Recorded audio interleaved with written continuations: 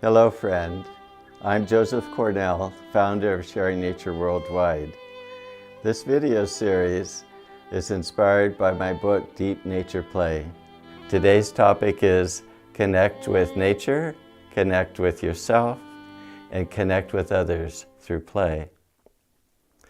Play is an amazing human experience. All of yourself is committed, and we feel more intensely alive and alert. In the deeper parts of play, there's a feeling of timelessness, of being in the present moment, a diminished sense of self, and we're at one with the focus of our play. And can be an incredible ally for leaders, parents, educators who want to help children to experience a sense of oneness with nature. Because when we feel one with the focus of our play, and we have the subject of our play be on some aspect of nature, there's a thrilling experience of becoming part of that aspect of nature. And it's a more insightful, more profound way of teaching children. Young children know how to play. They don't need an instructional manual on how to play. But they found that children, when they become 5, 6 years old, they start to lose their joy of learning because adults have a whole other way of understanding life, more of a mental, intellectual approach. And unfortunately, that is inflicted on children. Of course, children want to develop their minds and their intellect. That's part of human nature.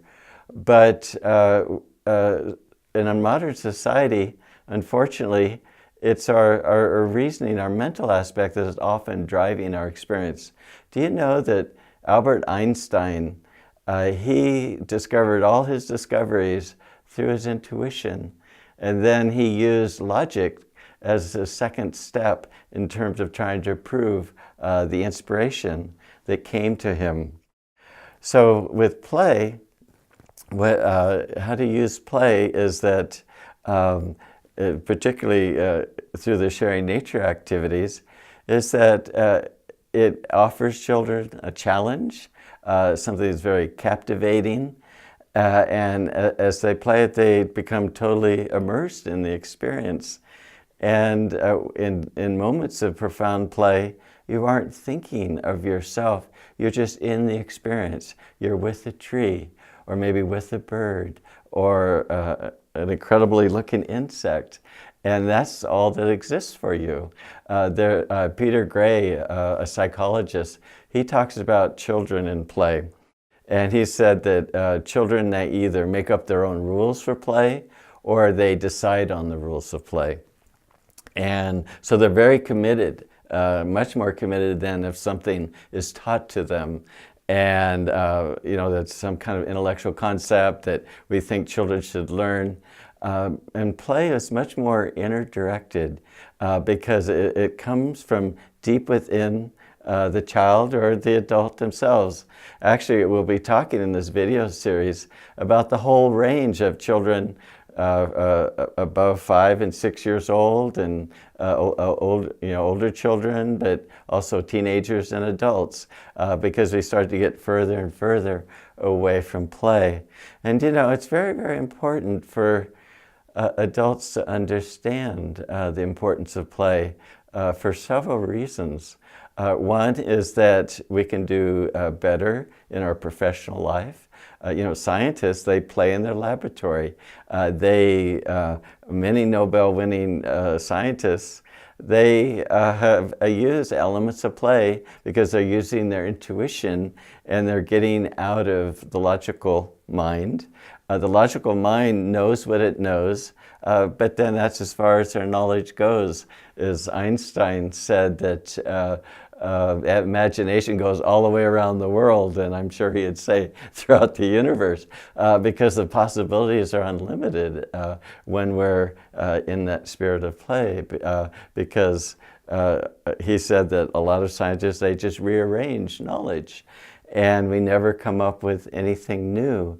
But with play, we're totally in the experience, that experience teaches us and opens us up to new realities, and we discover things that we haven't ever learned before. Recently in China, my colleague Greg Trimer was leading a workshop, and one of the participants said, "I feel like I'm discovering a new continent because the learning was so much more and so much more profound levels than just learning information." Also, play helps us understand children. I recently was talking to a doctor friend, and her 7-year-old boy, Ben, said, "Mother, would you play with me?" And she realized she didn't know how to play. And so we can understand children and their need for play, and they're in that world of play. You know, it's interesting that every animal that has a more highly developed brain, it's the longer the youth play. And it's because they're learning so much. They're learning through their imagination, just being totally immersed in the experience. A wildlife biologist was watching a group of coyotes, and Mark Beckhoff, and he saw the mother was kind of quietly there, sitting there, a coyote watching her children play, and the children are wrestling and tussling and just running and doing all kinds of things. And play stimulates the brain and connects all the connections in the brain and throughout the whole body. And those children were learning a lot more than the adult coyote. The adult coyote learned as a pup. And then so often, unfortunately, I don't know about the coyote personally, but so many adults, they really stopped learning. And but children, they're always learning. And a dream of mine, a hope for mine, and one reason why I wrote Deep Nature Play was to help all of us to regain that childlike spirit so that the world is filled with wonder and magic. And so often we live in the past or we live in the future. We see something, but so often brain scientists say we see a memory of what it was we see. We actually don't see the actual bird. I had a friend who's a biologist, and he was actually an ornithologist, and he was from the West Coast at my university, and he was in the East Coast, and he was with the Audubon Society, a bird watching organization, and they saw a cardinal, a bright red bird, and he'd never seen a cardinal before. And he was just mesmerized by this bird. I mean, it was just, he loved birds, and he couldn't take his eyes off the bird. I mean, all the other adults, they said, "Oh, it's a cardinal," and they kept on walking. Of course, they were wanting to see something new. And a few nice people stayed with him and talked about the cardinal. But that's on a more profound level. What happens is we go through life, and as we build our neuron connections, what we do is we start to refer things from the past, and it has to be something that's very startling to us, or maybe a threat where we pay attention to it. And that whole process, as we personalize the brain with our own neural connections, is that we start to lose our sense of wonder. And so play, by helping us to have a sense of self-forgetfulness, then we drop our human conditioning and conventional thinking, and we get into the present moment. And that's really the key in having a profound experience of nature, because we're not thinking of ourselves anymore. It's our ego that refers everything back to itself and just its relation to itself. And so it's more limited in its self-identity. But when we get into the present moment, all that goes away. And then that's when we experience the world in a fresh way. There's a man that's a Vietnam vet, and he'd had a tough time there, and he had PTSD, and he said that he would have probably been like many veterans, where he would have abused alcohol and drugs, and maybe be a suicide statistic, because it was just very difficult. But he got into rock climbing, and he found that he had to have such intense focus in order to climb the challenging routes that he was climbing, that he just got into the present moment. And he said, I left all my problems on the ground, and he was free of them. And this is what can happen for all of us when we have a deep sense of play. Children are naturally absorbed in what they're doing. There's a fun story, an account by Peter Jacobson. He's a Hall of Fame golfer, and he had a 10-year-old son who played on a basketball team. And one day, Peter was keeping score for his son's team. And at the end of the half, the children had been running around, all excited, totally involved in the game. And at halftime, they called all the children back. And they knew that Peter was keeping score for the game. And the children asked, because they knew the score was very important to their coach and to their parents, not so much to themselves. But the children asked Peter, what's the score? What's the score?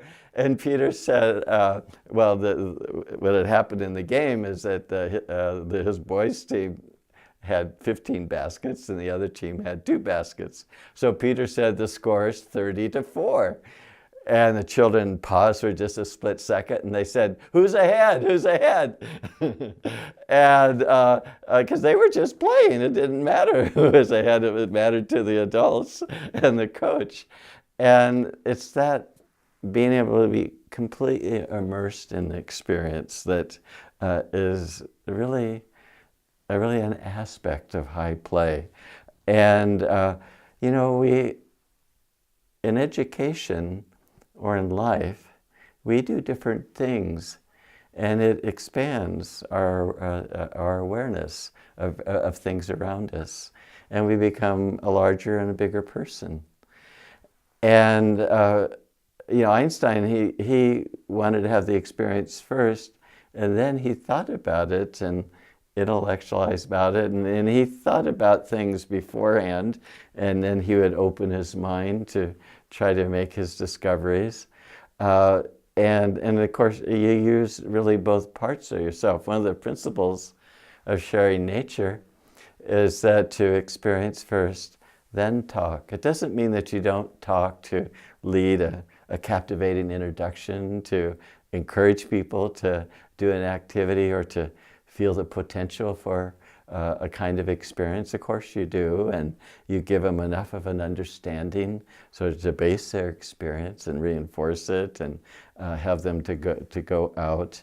But it's really the experience that really drives people. You know, Einstein said that he had an experience of the harmony of the universe, and that inspired him to work for 30 years to come up with a mathematical equation that described that. And so that was the driving force. And so that sense of deep connection rewards us and all of society with deep dividends, because feeling motivates us. It's the intentional aspect of human consciousness. And it said the nature of bliss is to want to share. And so people become highly motivated through their play experiences. Play also helps us to get in touch with ourselves. And because play is inner-directed. And through play, we're operating at the height of our mental and physical capabilities. And we're wholly behind the experience. And we break away from conventional thinking, and as I think I said earlier, human conditioning. And in this self-direction, we have a sense, we can get a sense more of ourselves and our relationship to all of life. And this is just so healing for people. I heard an amazing story from a friend who's involved with sharing nature in Japan. And when she was a young girl, Keiko, she had a very tough life. Her parents were very, very demanding, and they always told her that she wasn't good enough. Everything she did, they wanted her to excel, and she really came away. They even told her different times that you aren't good enough to live because she just couldn't reach the expectations that her parents had asked her. And so she was a very troubled child, and her peers ignored her, and most adults did as well. And she joined the Sharing Nature Tokyo group, and there she felt accepted by the other children and the leaders, but she still had challenging problems inside herself. And then one day, they were out in the forest. It was an autumn day, and the sunlight was just shining through the leafless branches. And there were all kinds of brown leaves on the ground, a thick layer. And it was an exhilarating day, and the children threw leaves at each other and had fun. And then the leader said, would you like to be buried with leaves? And that sounded intriguing to the group and to Kokei, and so they said yes. And so they lay down on the ground and they buried them up the leaves to the chin. There weren't any ticks in the area. I know in some areas you have to be very careful with this. And then they built a wall around the head, and then they shook the leaves and got the dirt out and built a lattice that was just over the face like this. And this activity is called Earth Windows. And it's a marvelous way of helping to see things in a new perspective.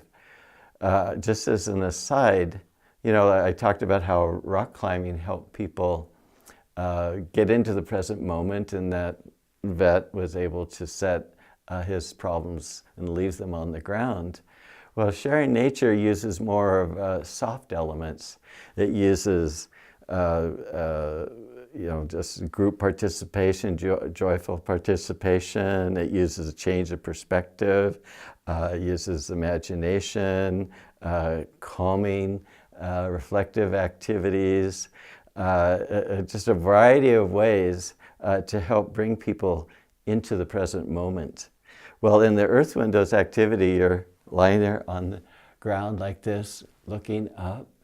And you've got the covering of the forest, and you're just looking up at the sky and the branches swaying, and you just become aware of the forest around you.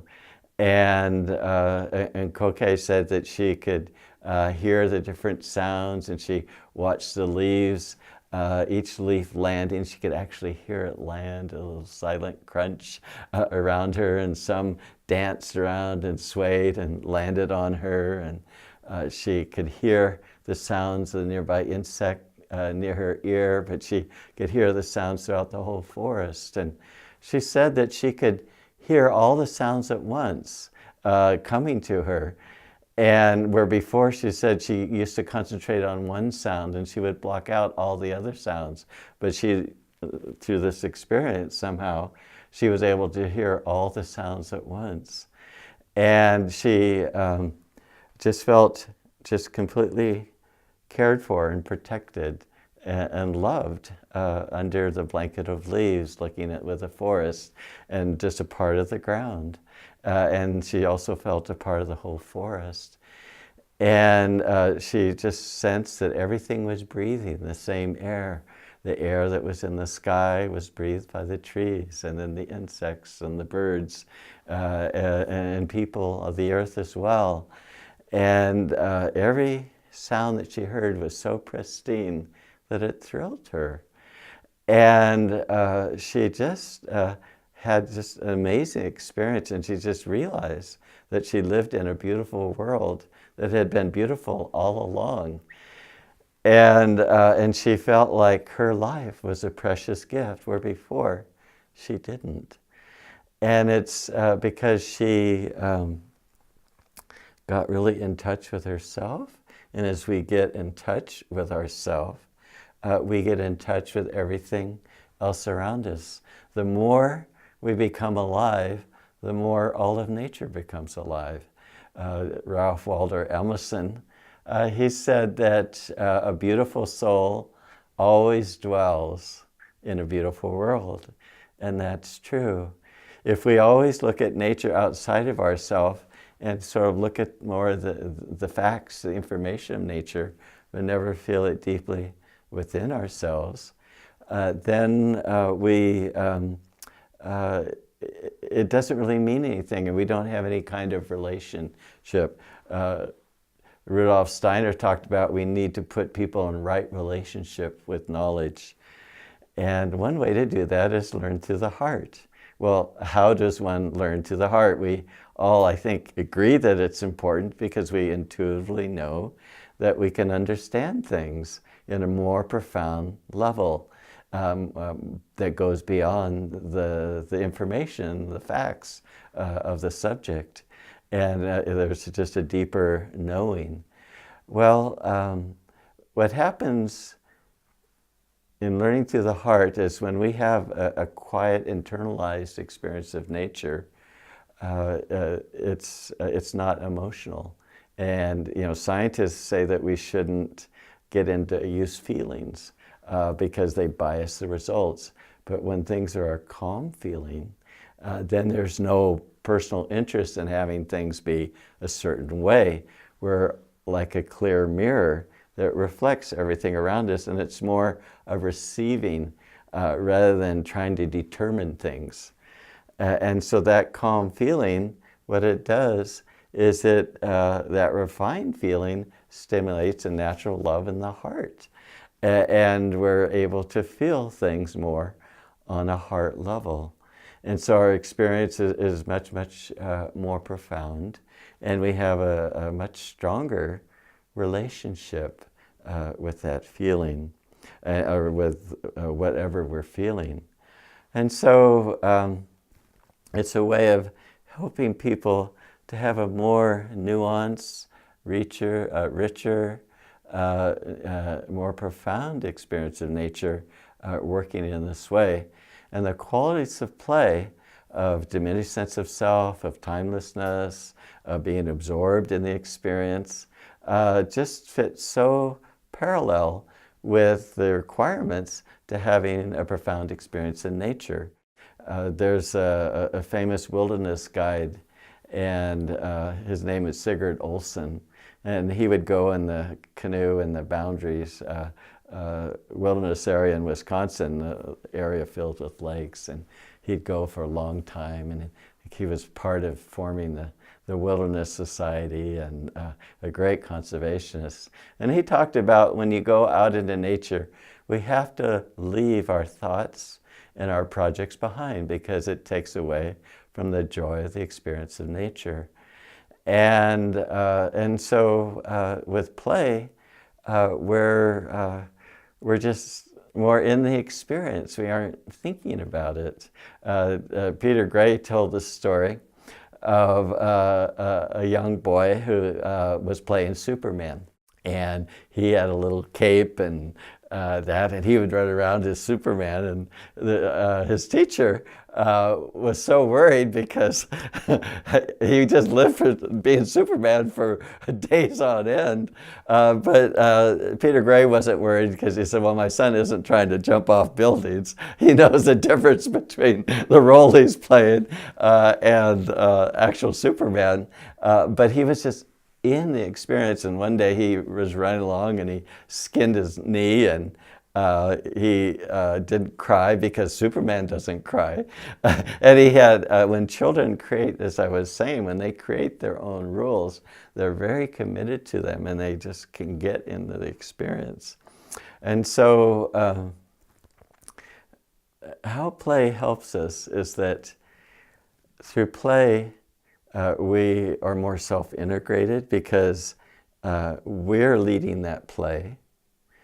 And also it's more authentic because that play comes from within ourselves.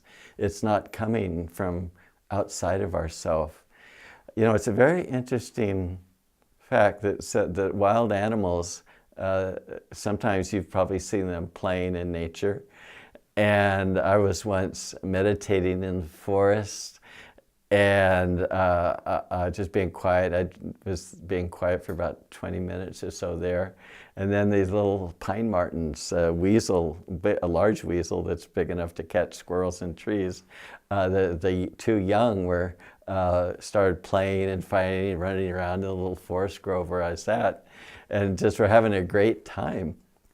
And then the mother, one of the the baby pine martens came up to me and started sniffing my legs. She hadn't seen anything because it was early in the year and there's snow still on parts of the ground, and I was probably the first person that the pine marten had ever seen. And so one, that little more bolder one, had come right up to me and was trying to sniff me, and the other one was hanging back a few feet, just kind of watching. And they had just lost their fear, but the mother, she came and she gave a bark like a "come on home, kids," and they just bolted away. But with animals, if there's any threat, they can't play. And it's the same with humans. People can't learn if they feel threatened in some way. And they're just, because survival is the most important thing that an animal, a human, needs to do. This is why having a positive approach is so important, because people have to feel safe, and in order to learn. If there's any threat at all, they will go into survival mode. And so play is so good because you become fearless through play, because you are out of your own self-consciousness, and it said that most adults, they self-censor themselves, and they hinder their creativity and sense of play because sort of expectations of others or who they should be. But when you're playing, you don't worry about any of that. You just give yourself totally to the experience. And all the things that we might have biases against, they disappear. There's a fun activity, sharing nature activity called Interview with Nature. And in this activity, you may interview a bird, a rock, maybe a marsh, or maybe a stately tree. And you ask it questions like, particularly a tree, what events have you seen in your life? And who comes to visit you? What is it like living here? And scientists will say, well, some scientists will say that you're putting human thoughts onto this tree. But you're just playing. They said that a powerful phrase is, let's pretend. And when you say, let's pretend, what it means is that you open yourself up to new ways of being and new realities, and you've set aside your biases. And so the whole approach to this activity is to spend time with something and try to be with it and understand it, and see it from its own perspective. And that enlarges our own perspective of life, and we can do that. So it's really a marvelous activity. I was in England explaining this activity, and there was a warden there, Royal Society Protection of Birds, and he was kind of looking at me kind of askance, like, what do you mean go out and talk to a bird? But he'd loved everything else in the workshop, all the other nature experiences we had. So he went out and he thought he would try it. And he came back and he was just so enthused. And he announced to the whole group, I had the loveliest conversation with a warbler, a type of a small bird. And it just gives people a sense of permission to kind of step out of their normal habit patterns and experience new realities. And so play can be so liberating, and that's part of the reason why it's so joyful, because we're accessing all parts of ourself, and there's a sense of freedom. And there's a sense of really knowing other things that we haven't maybe stopped to really pay attention to. And again, when the focus, it can be on nature, it's a perfect way to cultivate and enhance people's experience of nature. And the more nuanced our understanding and appreciation is, the deeper our love for nature is. And of course, we want to take care of and protect what we love. And so it's just, play can be a tremendous ally for educators, for parents who want to help their children just become more quiet and more receptive and more mature as a human being. Play also helps us to connect with others. Mark Bekoff is a wildlife biologist, and he studied wolves and coyotes and foxes and dogs, all in the same family. And he said that all animals, many animals, the higher animals, especially mammals, they play fight. And they're learning how to cooperate. They're learning how to play fair. They learn, young coyote learns how hard to bite and not to bite too hard or else he gets in trouble, and how to negotiate. And this happens with young children too, when they're able to just play themselves and not have it be directed by adult.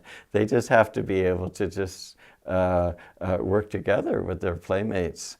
Well, the dogs, they have a signal that that they give to each other, that it's play, and it's a bow like that, and it says that let's play, and then maybe they bite their friend, but they'll bow, and they said that was just play. I didn't mean anything by it, and they're just giving these signals all the time, and there's a real commitment to go by these rules, to play fair, because play is so joyful that the animals want to extend the session of play.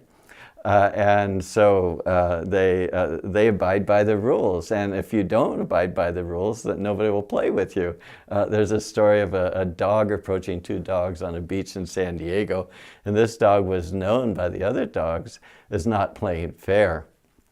And so they sort of chased him away from the group, but then he came back, and so one of the dogs pretended to heard a sound off in the distance, and so he walked a little ways over to the sound, and then the other dog that didn't play, his name was Up Ears, he went running towards the sound, and then they went back to playing again.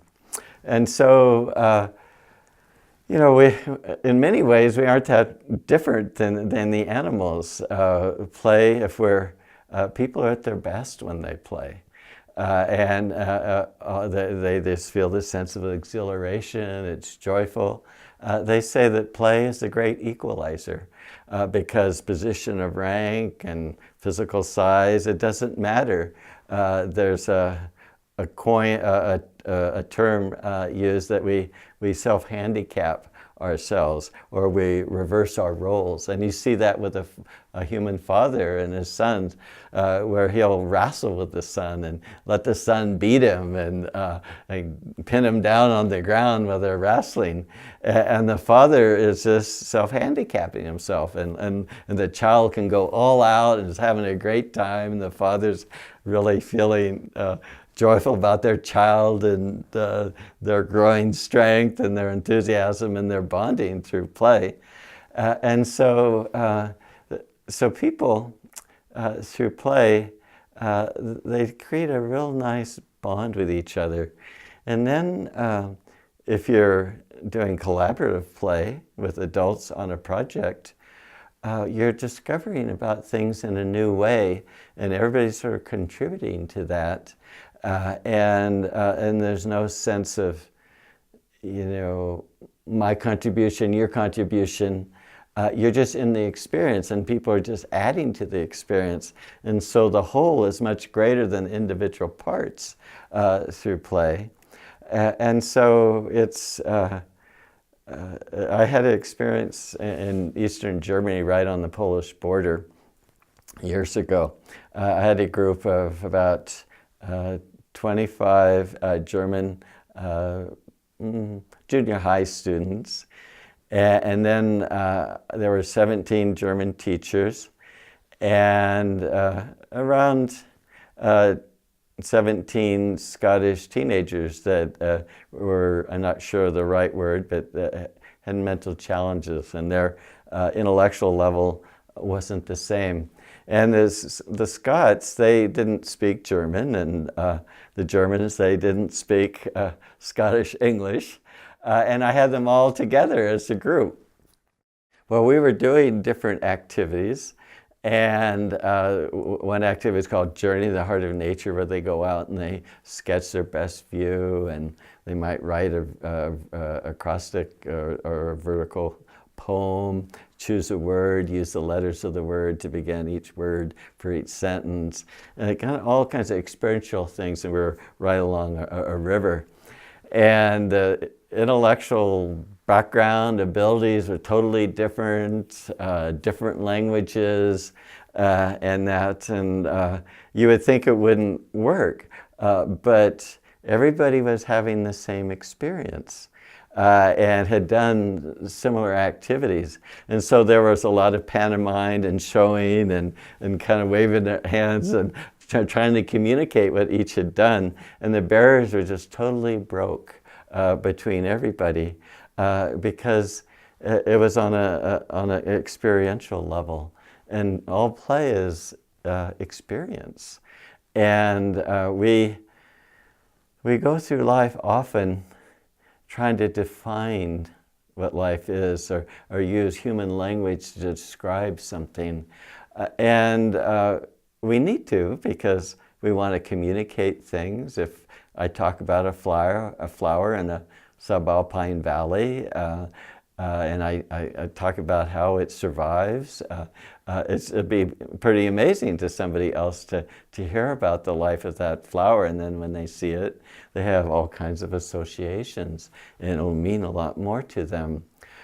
But so often we're using words to describe something, and as part of our life, we have to have a time where we're touching life deeply and wholly and completely, and we're immersed in life itself. That's how Helen Keller learned. She was deaf and she was blind, and she lived through living nature and having those experiences.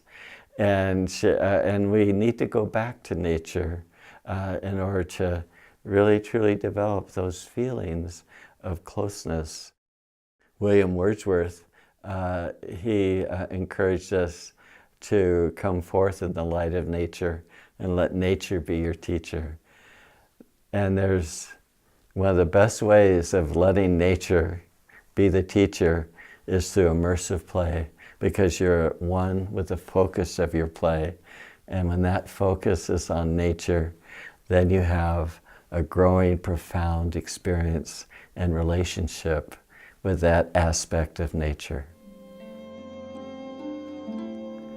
Thank you for joining us today. If you would like to learn more about deep nature play, you can go to our website, sharingnature.com.